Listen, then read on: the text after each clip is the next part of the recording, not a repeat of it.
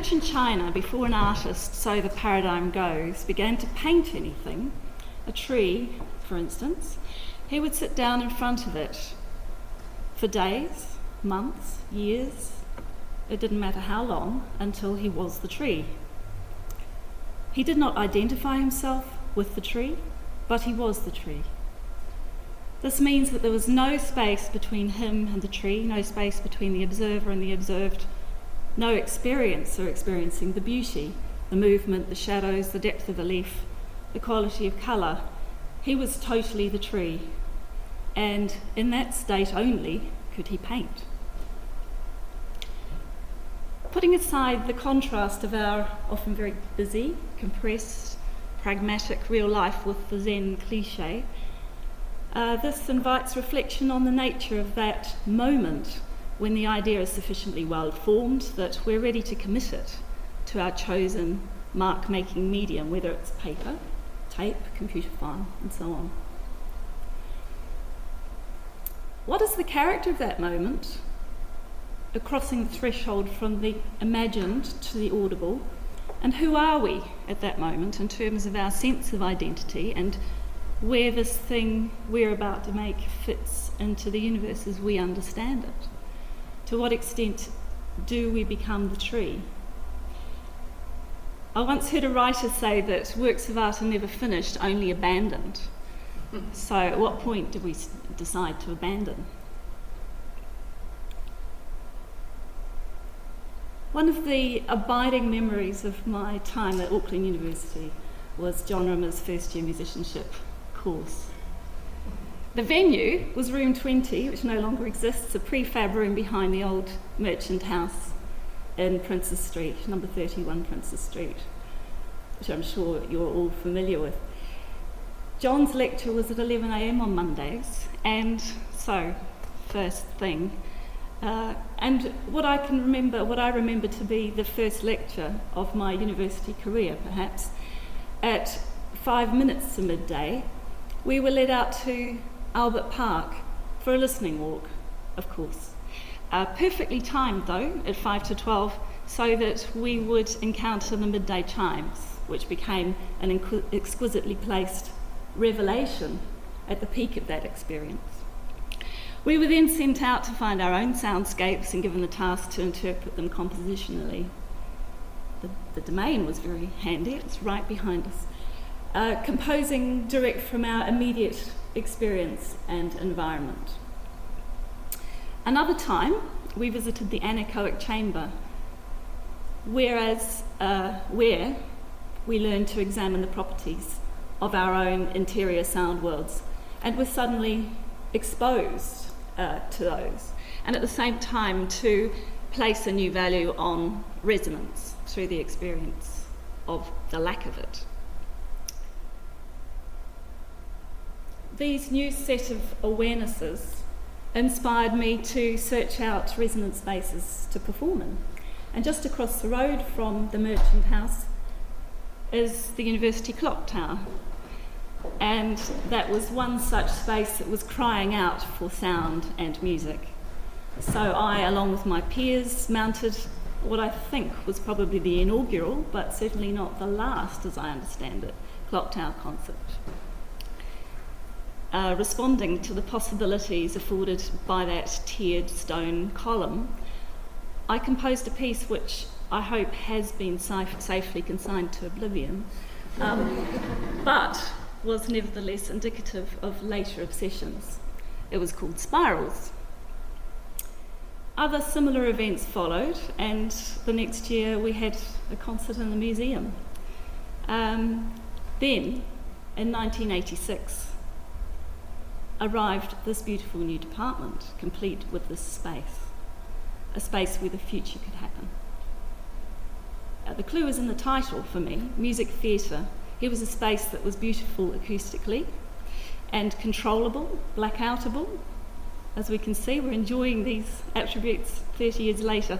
Lightable, and it was our own.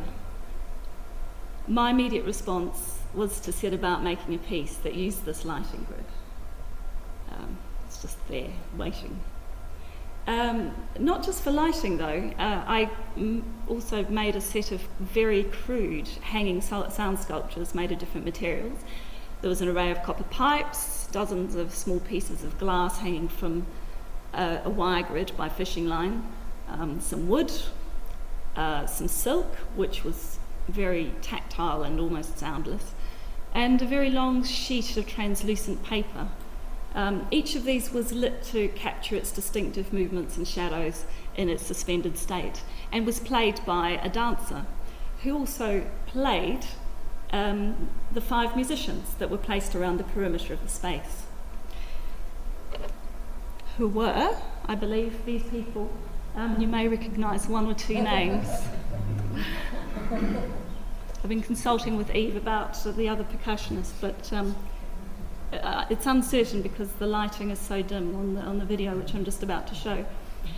So as will be somewhat obvious from the following very short clips, hanging music, as it was called, was all about the suspension and movement of sounds in space. So here's a couple of very short clips.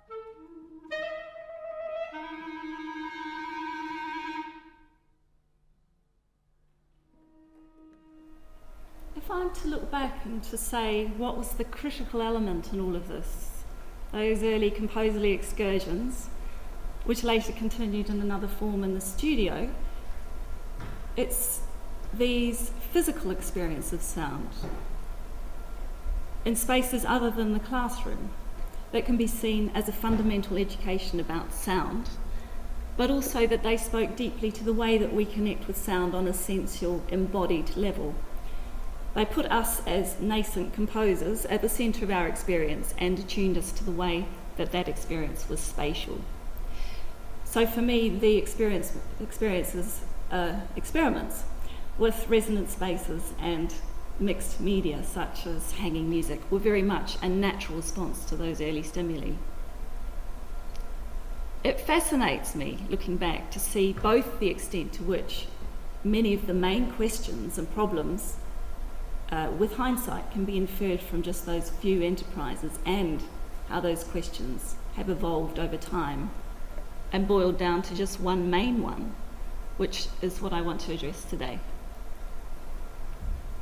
How do I think spatially as a composer, and what is space in my music? Space, in other words, in terms of the first principles of compositional thought, imagination and identity. For this talk, I'm going to focus on a more recent piece that highlights some of the ways that I've come to think about space, and to use that as the background for positing where I think the question of space in music is situated. Indeed, some of the most interesting questions about music and intention, in other words, how it is for us, the composers.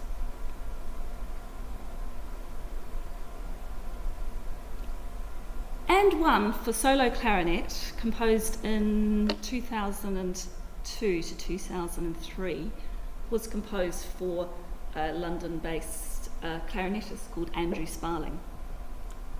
And actually, initially the title "and" included a reference to his name, because we call him "and", we also call him Sparling. I had made a return visit to New Zealand following a long absence, in which the sea, which my family will tell you I gravitate towards whenever I'm back, somehow became the site of remembering and connecting, both to New Zealand as a place and to my past self here. So walks on the beach and swims in the sea were particularly relished after 7 years of the English seaside, which I've actually learned to appreciate.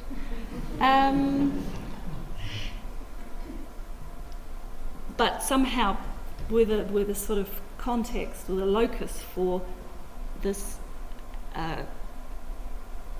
memory and reconnecting. So the piece was something of an attempt to hold on to those connections as I left again for the UK, and I sketched quite a lot of it on the plane when my visit was still very fresh. A lot of work and revision went on after that, so I didn't just compose it on the plane, but there was that immediacy of the sketch. The main thing I was trying to capture was the sense of inscriptions of plants and foam left by the waves on the beach, which I'd photographed in the dark in a rush before I left, which is, I guess, a particular kind of sitting in front of the tree. But later on, it was in the process of communicating about the music with the player I was writing for that it became clear how that aspect of memory and remembering in relation to the sea was playing itself out in the music.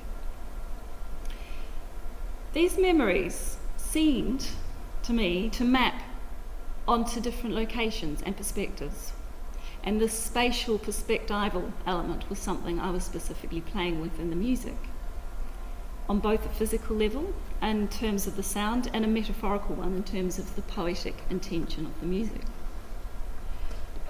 This is the opening of And One. As you'll see immediately from the score, that it begins almost imperceptibly with this high A flat pedal at a microphone-defying dynamic of 4 Ps, which results in a very pure tone, and if it's further filtered by the player, then it's extremely sinusoidal. And the location or direction of the sound is then thus somewhat ambiguous, signifying an extreme distance. We'll hear it in a minute. That sense of distance, it became very clear to me that actually that extreme distance was that thing of flying into New Zealand over the Pacific Ocean.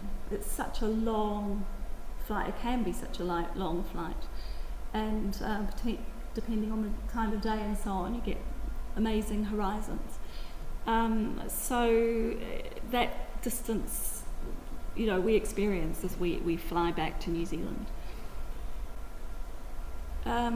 So just before we hear it, just to point out the that A flat gives way eventually to a tactile and busy and fine-grained kind of texture.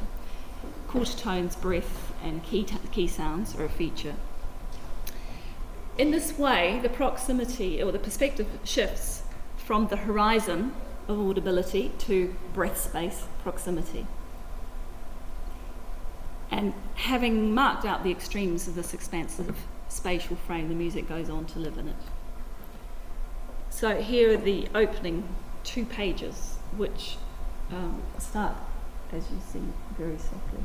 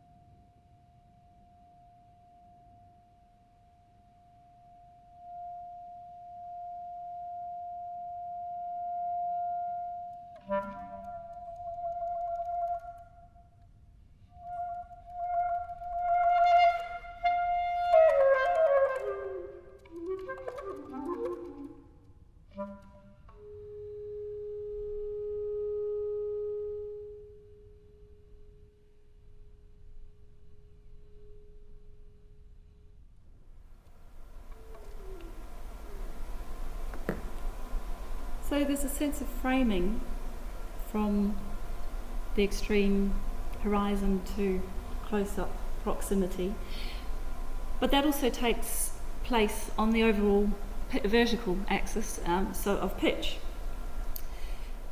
The alternation of active material with static points in the piece, which act as resonators, make up a whole tone complement.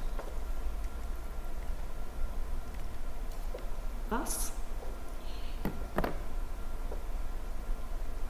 this is spread across the compass of the clarinet, and this is the residual skeleton of the piece when all the moving material is taken away. This being the case, there is no background harmonic motion in the piece to speak of, which of course puts a great deal more weight on other parameters to produce any sense of motion or form in the piece. When I say whole tone complement, by the way, is that G quarter sharp has a slight distortion.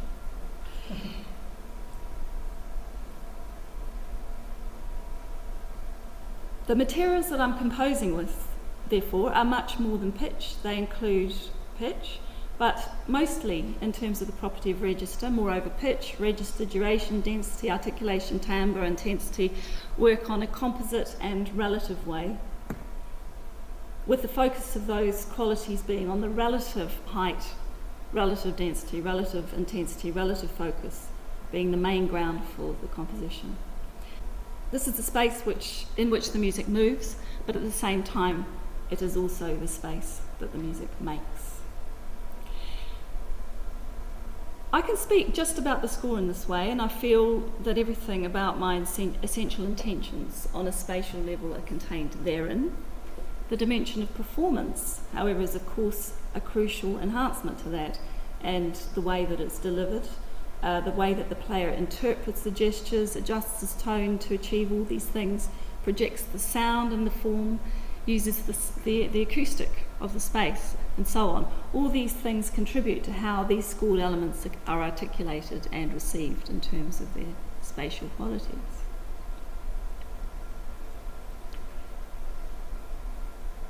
You will have noted some odd things in the score. We go back to page 1. The different sized note heads, the numbers and moments also of transient polyphony, which you'll see on later pages. These are a product of a recording which took place early on in the process of composing the piece. This was proposed by Sparling himself, and is a montage of different locations, of the different locations of the piece.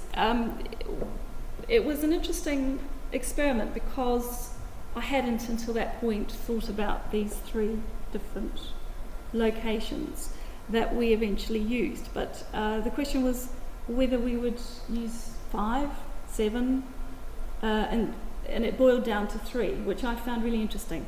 So the first was up close with the microphone just there, and then over there, so he was standing over there, the microphone was still here, and then thirdly he was out on the porch with the door closed and the microphone was just still in the same place, which led to some really interesting outcomes, as you will hear in a minute. And this process actually started to infiltrate into the score, and so as I was thinking about it, the spaces began to overlap, and hence transient moments of polyphony, also sort of abrupt juxtapositions, which we could do in the editing process of putting these recordings back together. There was no post-production studio treatment of the sound. It was all done through relationship to the microphone perspective. And listening to the recording nearly 10 years after it was made in 2003, it came out in 2012, was a very interesting process. And these are the 2 recordings of the piece. This is the one on the left is a solo CD of mine, in which it's recorded straight, and the other recording is Sparling's own recording, which I heartily recommend to you as an absolutely exquisite CD. There are many really wonderful pieces on the disc, and all beautifully played, all recorded in this church, smallish church called St Mary's Weston. So to demonstrate the sort of how the effect that this had, this cutting of different spaces and recording in different places in relation to the microphone. So this is a section which is in the middle of the piece. And at the beginning of it, the material is quite sort of forthright, loud, and busy. And then we get the same section a little bit later, sort of cut as a memory of that. So the idea in this sort of straight version is that the player will play it as though remembering. In the montaged recording, it leads to quite an interesting result when he plays that section out on the porch. So this recording, these 2 recordings, will give you a little bit of an insight.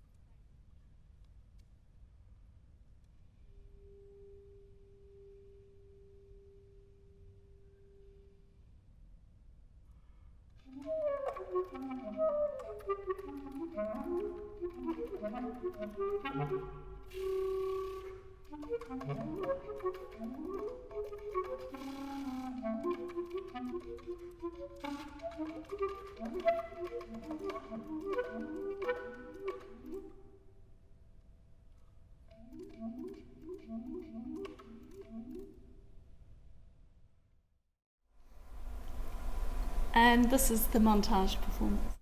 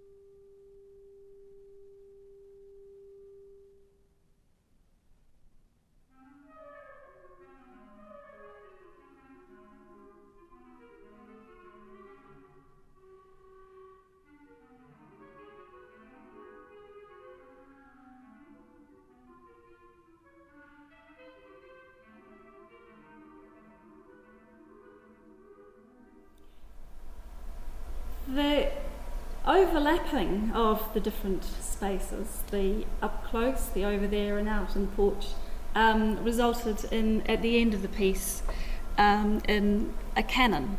So this section at the end, if it's just performed, looks like this, and is very, very spare. I'm just using those pictures. The whole tone scale is a mobile here and just floating around. I think the sculpture next to the art gallery down there has a lot to answer for with this material. So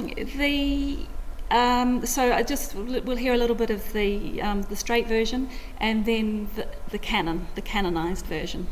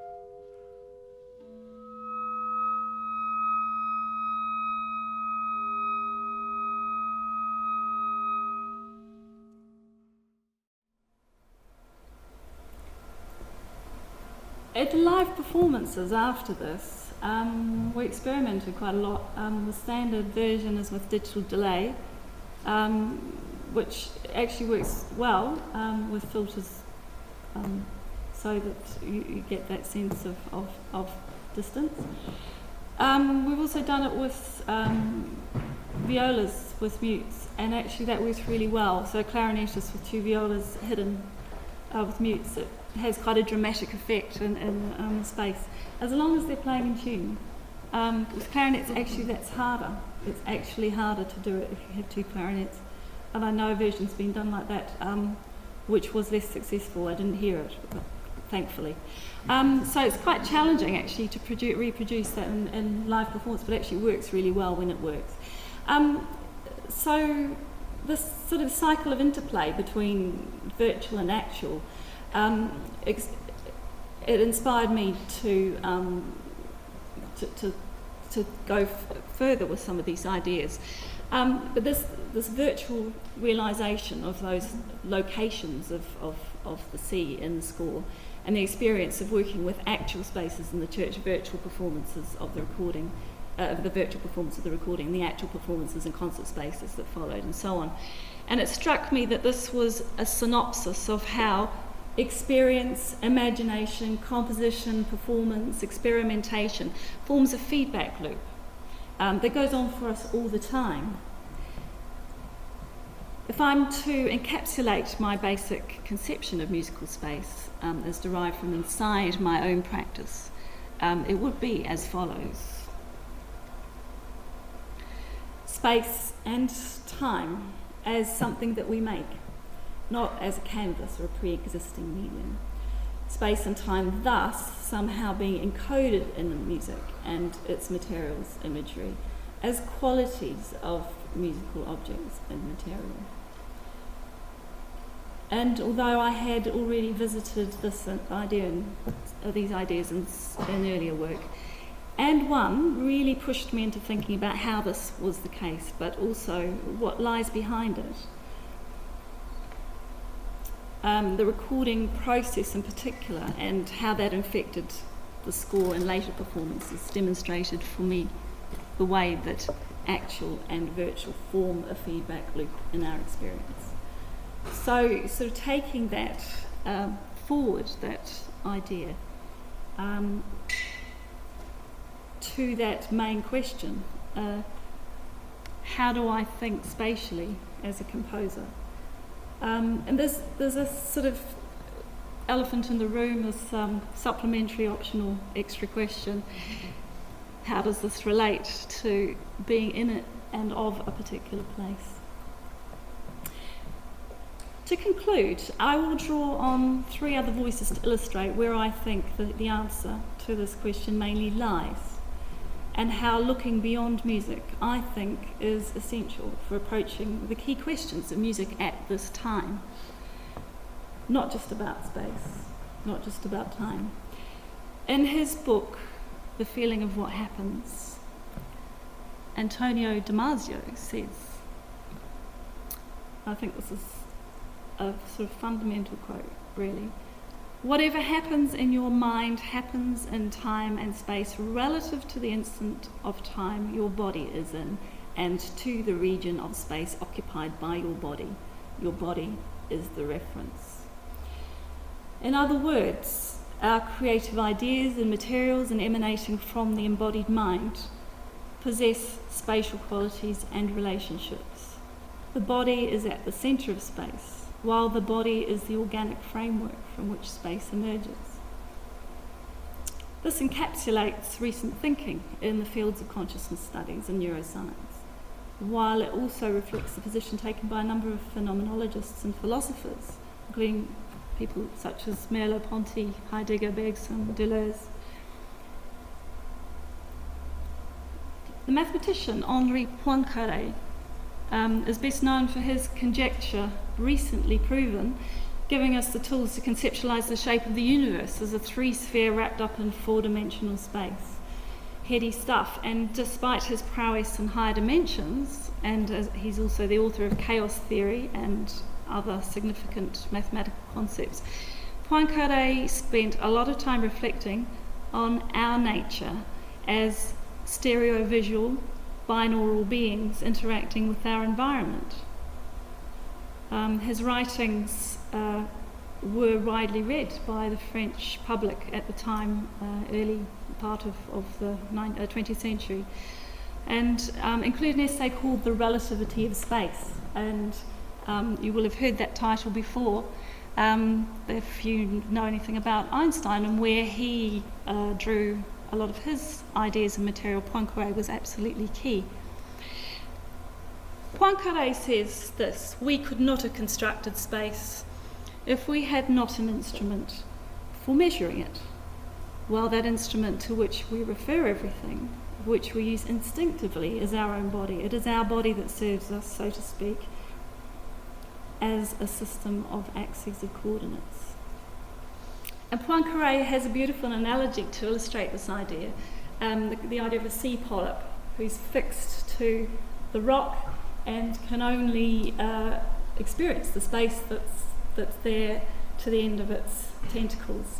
And anything beyond that is a homogeneous, extensive space. And so there's a fantastic sort of illustration, characterisation of Poincaré's ideas, and there are many that are very tangible and accessible, but show how this infinitely precise geometrician was able to connect his ideas and all mathematical ideas back to the notion of our experience being underpinning it. Our lattice musical universe, reinforced by our system of notation, is underpinned by mathematical concepts, including that idea of the whole numbers on a line. And this is the foundation of the way that we understand time as chronology, as spatialised and linear. That's reinforced, of course, by the lattice of pulse. Our musical discourses tend to give highest value to discretised models.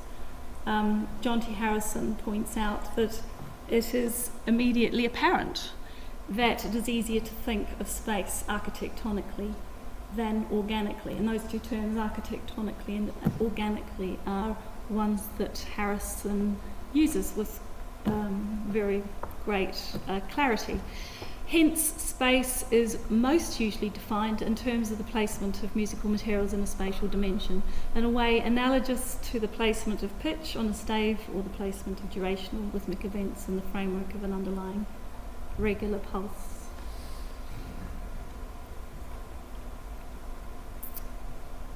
But as we all know well, unlike a discrete series of integers, sound events create paths, directions, hierarchies, focal points, proximities, openings, closures, continuities, discontinuities, and so on, that have nothing to do with absolute location and are what generate the organic spatiality of music as dynamic and relational. Poincaré talks about our conceptual line as having been bequeathed by our ancestors, as being something that's hardwired in our consciousness. A more thorough interrogation of ways our mathematical thinking are underpinned by conceptual metaphors is undertaken by a guy called George Lakoff and Rafael Nunez in their book Where Mathematics Comes From. And the fervour with which they put forward this idea is quite notable when you read this book. They say quite emphatically that mathematics as we know it is a product of the human mind. We create it, but it's not arbitrary. What makes mathematics non-arbitrary is that it uses the basic conceptual mechanisms of the embodied mind as it has evolved in the real world. The research of cognitive science into the embodied mind and the conceptual metaphors we live by that takes into account an integrated view of the evolutionary and experiential aspects of consciousness, I believe, shows us that we're actually much closer to being able to see the nature of the way that we think, spatially, temporally, gesturally in music. than we think. It gives us an enriched set of tools for taking more intimate control of our musical language and poetic intention. Not just in the aspect of space, but because musical thinking is essentially spatial. And indeed, for the philosopher Gilles Deleuze, art is the extension of the architectural imperative to organise the space of the world. In other words, space is fundamental to art of any kind. And I guess he would also say to our being. Music psychology, music cognition is a burgeoning area of music research, including in my department in Sheffield. And in 1952, Schaeffer said that the musical object, which we'll hear more about from Jason later, lends itself to the attention of the biologist, to the psychologist, historian, to philologist, ethnologist, to acoustician. But, he says, as music is the very thing that links them, this should be a subject of a new field of study. But because of that, there's every probability that the aforementioned specialists will miss the essential.